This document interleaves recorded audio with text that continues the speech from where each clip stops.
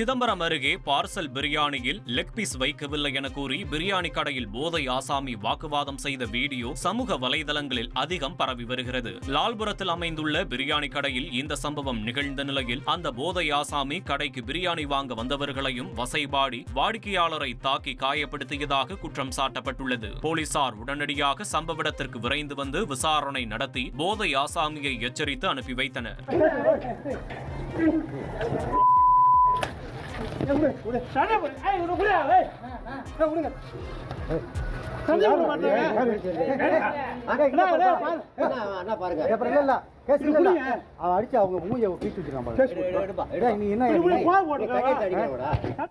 சென்னை விமான நிலையத்தில் பயணியின் உடைமைக்குள் நல்ல பாம்பு புகுந்ததால் பரபரப்பு நிலவியது. சென்னையைச் சேர்ந்த விஜய் என்பவர் வளைகுடா நாட்டில் பணிபுரிந்துவிட்டு விடுமுறைக்காக வந்துள்ளார். விமான நிலையத்தில் சோதனைகளுக்கு பின் வெளியே வந்த அவர் காரில் தனது உடைமைகளை ஏற்றிக் கொண்டிருந்தார். அப்போது அவ்வழியாக சுமார் 3.5 அடி நீளமுள்ள நல்ல பாம்பு ஒன்று வாகன நிறுத்துமிடத்திற்கு வந்துள்ளது. இதனால் அதிர்ச்சி அடைந்த பயணிகள் அங்கும் இங்கும் ஓடினர். பின்னர் அந்த பாம்பு விஜயின் உடைமைக்குள் புகுந்தது. இதையடுத்து 1 மணி நேர போராட்டத்திற்கு பின் பயணியின் உடைமை இருந்த அந்த பாம்பை தீயணைப்பு வீரர்கள் பிடித்து சென்றனர். இதனால் பயணிகள் நிம்மதியடைந்தனர்.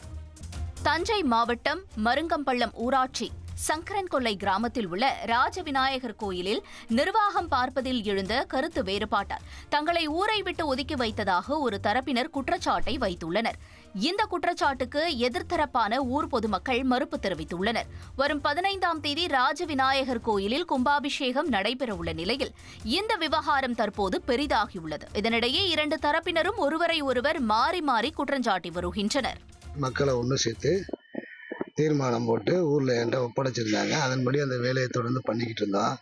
இதில் ஏற்கனவே வரவு செலவில் அதிகார துஷ்பிரயோகம் பண்ணுற முருகேசன் வசூல் பண்ணுற பணத்துகளையும் கோயில் நிர்வாகத்திலையும் தலையிட்டார். அது சம்பந்தமான கருத்து வேறுபாடுகள் எனக்கு அவருக்கு ஏற்பட்டுச்சு. எனக்கு குடும்பத்துக்கும் என் உடம்பைக்கும் அச்சுறுத்தி வருகிறார். நடக்க இருக்கும் கும்பாபிஷேக நிகழ்ச்சியில் என்னையும் குடும்பத்தாரையும் என்னை சார்ந்தவர்களையும் சேரக்கூடாதுன்னு சொல்லி தொந்தரவு பண்ணி வர்றார்கள். 15 நாளாக நான் ஊரை விட்டு வெளியில் இருந்தேன். கணக்கு வழக்குகளை ஒப்படைக்கவே இல்லை. அதோடு அவர் வேலையை அவர் பார்த்து கொண்டிருக்கிறார். நாங்கள் கும்பாபிஷேக சம்பந்தமான வேலைகளை நாங்கள் பார்த்து கொண்டிருக்கிறோம். மற்றபடி ஊரை விட்டு யாரையும் ஒதுக்கவோ எதுவும் செய்யவோ அவரையுமே நாங்கள் ஒதுக்கவோ எதுவுமே பண்ணவே கிடையாது.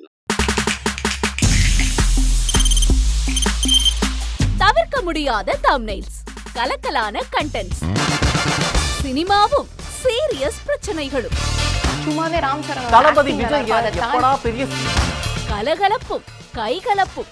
Me too love you. Thank you sir. அவர்க அந்த மாஸ் ஏத்துறது ஏற்ற தெரிக்குதனாலே டன் தான். பிரேக்கே இல்லாமல் பிரேக்கிங் நியூஸ் சொல்லும் தந்தி டிவி ஆப். இன்ஸ்டா தலைமுறை வரை இறங்கி அடிக்கும் தந்தி டிவியின் டிஜிட்டல் எக்ஸ்க்ளூசிவ். பாடி காமிச்சீங்க. அது அதை விட மோசம். இல்ல பாடி காமிச்சீங்கன்னா அது இன்னும் வெரி பேட். தந்தி டிவி ஆப்பை இலவசமா டவுன்லோட் செய்யுங்க. ஃபாலோ பண்ணுங்க, சப்ஸ்கிரைப் பண்ணுங்க, என்ஜாய் பண்ணுங்க.